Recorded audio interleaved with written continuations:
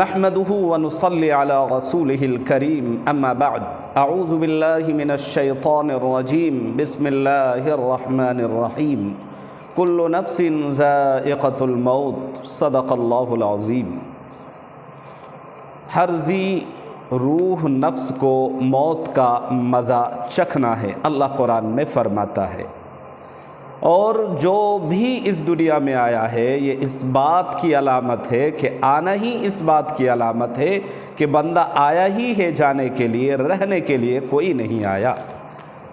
جو بھی آیا ہے اسے ایک نہ ایک دن اپنی مقررہ جو اس کی عمر ہے، جو میعاد ہے، اس کو مقرر کرنے کے بعد، ختم کرنے کے بعد، پوری کرنے کے بعد اسے اس دنیا سے رخصت ہو جانا ہے۔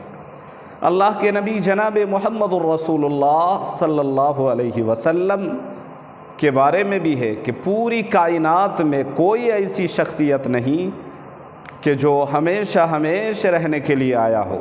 شاعر کہتا ہے لو کانت الدنیا تدوم لأہلها لکان رسول اللہ حیا مخلدا، ہمیشگی کی اور دوام کی زندگی اگر کسی کو میسر ہوتی، ملتی، تو اللہ تبارک و تعالی اپنے پیارے چہیتے لاڈلے پیغمبر جناب رسالت مآب صلی اللہ علیہ وسلم کو عطا فرماتے، لیکن بالآخر آپ سے بھی کہا گیا یا محمد صلی اللہ علیہ وسلم عش ما شئتا، جب تک آپ جینا چاہیں جئیں، لیکن ایک دن آپ کو بھی اس دنیا کو چھوڑ جانا ہے۔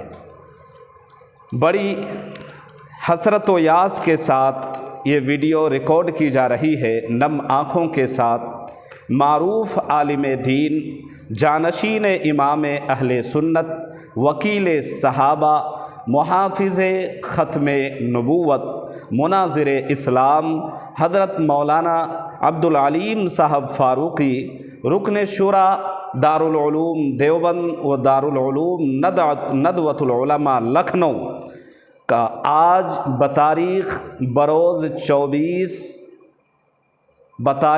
24 اپریل چوتھا مہینہ 2024 بروز بدھ کو صبح نماز فجر سے قبل حضرت رحمۃ اللہ علیہ کا انتقال ہو گیا ہے۔ انا للہ و انا الیہ راجعون۔ حضرت کا انتقال تقریباً 78 سال کی عمر میں ہوا ہے۔ حضرت رحمۃ اللہ علیہ کی وفات پورے امت مسلمہ اور خاص طور پر مسلمانان ہند کے لیے ناقابل تلافی نقصان ہے۔ دعا ہے کہ اللہ تبارک و تعالی حضرت رحمۃ اللہ علیہ کی خدمات کو قبول فرمائے، اپنے شایان شان بہتر سے بہتر بدلہ اجر عطا فرمائے۔